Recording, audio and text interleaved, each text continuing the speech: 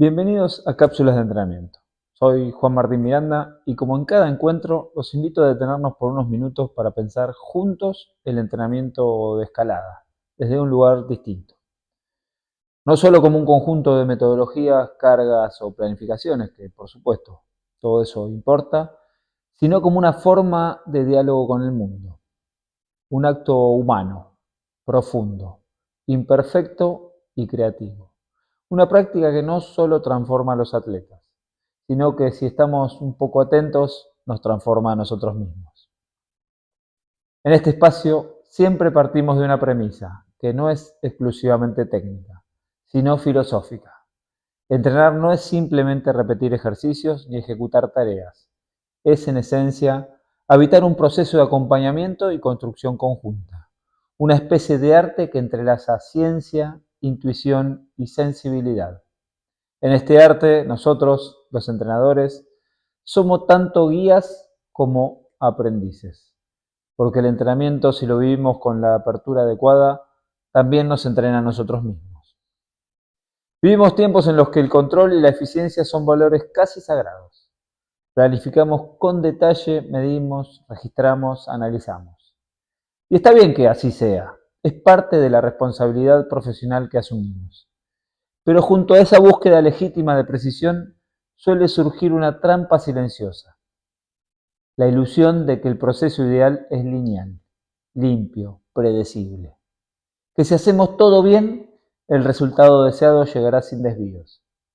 En ese paradigma, el error aparece como un enemigo, un obstáculo, algo que no debería estar ahí, un indicio de que algo falló, el entrenamiento, el atleta o nosotros mismos. Lo vemos como una señal de que algo salió del libreto. Un entrenamiento que no sale como estaba previsto, una lesión imprevista, un estancamiento que persiste. Todo parece amenazar la idea de un camino recto hacia el progreso y los logros. Pero hoy los quiero invitar a cuestionar esta narrativa, a preguntarnos con real honestidad. ¿Y si los momentos más valiosos de nuestro desarrollo profesional como entrenadores no ocurrieran a pesar del error, sino gracias a él? ¿Y si las verdaderas oportunidades de aprendizaje, las que transforman nuestra práctica en algo más profundo, estuvieran escondidas precisamente en aquello que no funcionó según lo planeado? Esta cápsula de entrenamiento está dedicada a una idea poderosa, casi poética, que puede cambiar por completo nuestra mirada sobre el error y el entrenamiento. Se denomina la serendipia. Ese fenómeno en el que uno tropieza con algo valioso cuando está buscando otra cosa. El hallazgo inesperado, el descubrimiento no anticipado. Un encuentro que solo ocurre si uno está lo suficientemente despierto como para reconocer que lo importante puede surgir donde menos se lo espera. La serendipia nos recuerda algo especial, que no todo aprendizaje puede ser programado, que hay una dimensión del conocimiento y del vínculo entre el entrenador y el atleta que se abre solo cuando dejamos espacio para lo imprevisto. Cuando no corremos a corregir o a controlar, sino que nos detenemos a observar. A preguntarnos qué está diciendo ese error, esa incomodidad, esa frustración. ¿Qué nos revela no solo sobre el otro, sino sobre nosotros mismos? En este episodio quiero que exploremos juntos cómo una mirada serendipítica puede enriquecer nuestra práctica. Cómo podemos aprender a leer el ruido del proceso, eso que muchas veces tratamos de minimizar o ignorar. Como un mensaje, como un indicio, como una oportunidad. Y para ello vamos a viajar en el tiempo. Vamos a reencontrarnos con una de las historias más fascinantes de la ciencia, la del descubrimiento de la penicilina.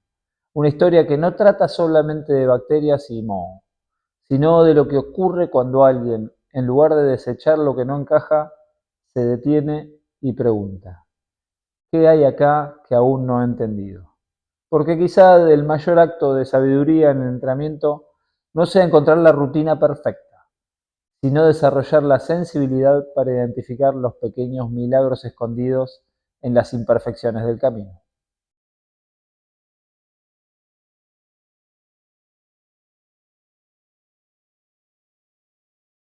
Alexander Fleming no estaba buscando la penicilina, era bacteriólogo, sí, y trabajaba con cultivos de estafilococos en su laboratorio del Hospital St. Mary en Londres. Pero un día de 1928, cuando volvió de sus vacaciones, lo que encontró no fue el resultado de una investigación meticulosa, sino algo que cualquier otro podría haber considerado simplemente un error. Uno de sus cultivos se había contaminado. Una espora de Penicillium notatum había caído sobre la placa, y alrededor de ese moho los estafilococos no crecían. El protocolo en cualquier laboratorio del mundo indicaba descartar esa muestra porque estaba contaminada. Un cultivo contaminado es por definición un cultivo fallido. No sirve, no entra en las estadísticas, no se publica. Pero Fleming no la descartó, se detuvo, observó, preguntó. Y en esa pausa, que no era pasividad, sino una forma activa de atención, se abrió un nuevo mundo, una ventana inesperada hacia un descubrimiento que salvaría millones de vidas. La penicilina no fue el resultado de una búsqueda directa, sino de una sensibilidad entrenada para percibir sentido donde otros solo ven desvío. Fue serendipia, y sobre todo fue una disposición ética e intelectual a dejarse afectar por lo inesperado. ¿Por qué traer esta historia a un podcast de entrenamiento? Porque la escena se repite, con otros matices, en nuestras salas, en nuestros muros, en nuestras planillas de seguimiento. También nosotros trabajamos con cultivos frágiles, con personas en formación, procesos que no siempre siguen una curva predecible. Y también a nosotros se nos contaminan esas placas, se nos desvían los planes, aparece moho en nuestro sistema. Un ejercicio que no da resultado, una táctica que no funciona, un escalador que no responde a las propuestas como esperábamos. Un gesto técnico que se transforma en algo inesperado. Y ahí, justo ahí, tenemos una oportunidad. La reacción más común y, por supuesto, la más lógica desde el paradigma del control es tratar de corregir inmediatamente, volver al plan, reencauzar. Pero quizás la pregunta no sea cómo arreglo esto, sino también qué es lo que está ocurriendo acá que yo no lo tenía previsto. ¿Qué me está enseñando este desvío sobre mi escalador o mi atleta o sobre mí mismo? ¿Qué puedo aprender de esto si no lo tapo demasiado rápido con una respuesta correcta o con una corrección? Quizás el error no sea un enemigo, sino un lenguaje. Uno que no habla con las palabras del éxito inmediato, sino con las de la complejidad y la transformación. Un idioma que como entrenadores tenemos que aprender a leer. No para romantizar la falla, sino para volvernos más sensibles, más flexibles, más atentos a lo vivo del proceso. A veces una conversación que no sale como esperábamos, un gesto que se repite con torpeza, una emoción que interrumpe la sesión.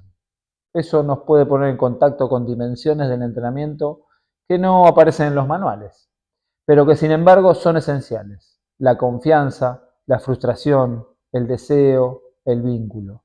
Y es ahí, en esa profundidad, donde también se forma el entrenador. Porque no estamos formando solamente cuerpos eficientes ni atletas muy funcionales. Estamos acompañando procesos humanos, con todo lo que eso implica. Y si estamos abiertos, ese acompañamiento nos devuelve la pregunta, ¿qué tipo de entrenador soy? ¿Qué tipo de entrenador quiero ser? La serendipia entonces no es solo una anécdota inspiradora, es una actitud que podemos cultivar. Una forma de habitar el error con atención, con humildad y con curiosidad. Una invitación a que el proceso no solo sea exitoso para el otro, sino transformador para nosotros. En el fondo, quizás entrenar no sea simplemente aplicar conocimiento, sea también y sobre todo estar disponibles para aprender cada día, en el lugar menos esperado.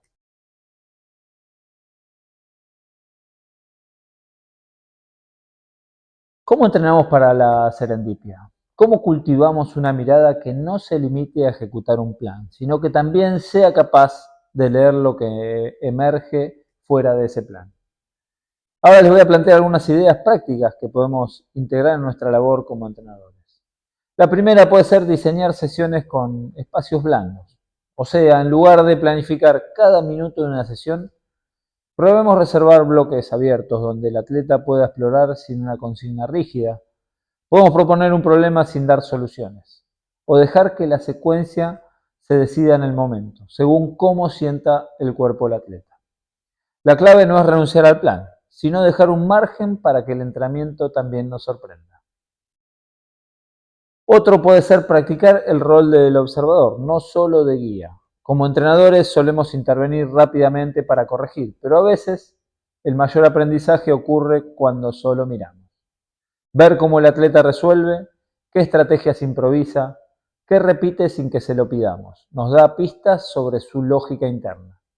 Tomemos nota sin intervenir y luego compartimos esas observaciones. Puede ser mucho más poderoso que cualquier corrección inmediata. También podemos reformular el error como una oportunidad en la conversación. Cuando algo no sale como esperábamos, podemos reformular la situación con preguntas. ¿Qué te hizo probar esa solución? ¿Qué sentiste en ese paso que no funcionó? ¿Qué cambiarías si volverías a intentar, sin miedo a equivocarte? Este tipo de diálogo construye una cultura donde el error no se penaliza, sino que se explora. Y eso genera confianza, autonomía y apertura. Otra estrategia puede ser fomentar el registro reflexivo del atleta. Proponer que el escalador lleve un diario breve de entrenamiento, donde anote no solo lo que hizo, sino qué sintió, qué descubrió o qué lo sorprendió. Eso puede ayudarnos a detectar patrones, conexiones invisibles y momentos clave que habrían pasado desapercibidos. El diario también le permite al atleta descubrir que el proceso no siempre es lineal, pero que siempre deja huellas si estamos atentos. También podemos desarrollar nuestra propia higiene mental como entrenadores. Así como un atleta necesita recuperar para adaptarse, nosotros también necesitamos tiempo para reflexionar sobre lo vivido. Reservar momentos, aunque sean breves, para pensar en lo que no salió como esperábamos, en lo que nos sorprendió o nos desconcertó, es fundamental en nuestra labor. Porque si no le damos lugar a esas preguntas, es probable que repitamos patrones sin darnos cuenta. La serendipia, para que ocurra, necesita espacio.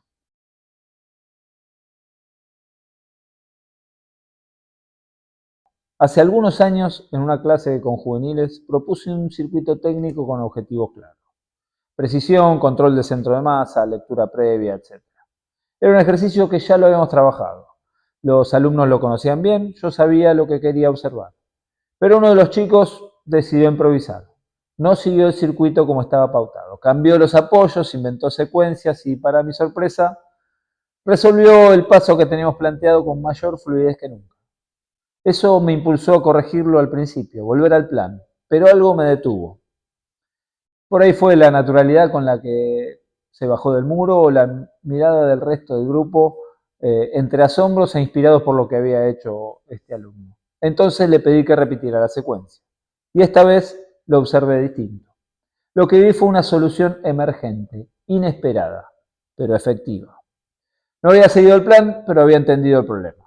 Y lo resolvió desde su cuerpo, desde su experiencia, desde su manera de pensar el movimiento. Ese día entendí algo fundamental. No todo lo que se sale del plan es un error. A veces es una puerta que se abre. Y si uno tiene la sensibilidad de mirar con atención, esa puerta nos lleva a lugares que ni siquiera sabíamos que podíamos habitar como entrenadores. Por eso la próxima vez que algo no salga como lo planificamos o que un atleta actúe fuera del libreto, detengámonos un instante, respiremos y en vez de corregir de inmediato podemos preguntarnos, ¿qué me está mostrando esto que yo no había visto? ¿Qué nueva beta para mi rol de entrenador puede estar emergiendo ahora mismo gracias a este error? Porque quizá lo que parece un obstáculo en el proceso sea en realidad una nueva ruta hacia la evolución. Y aquí es donde la serendipia hace su magia. No solo transforma el error en hallazgo, nos transforma a nosotros. Gracias por acompañarme en esta cápsula, nos encontramos en la próxima.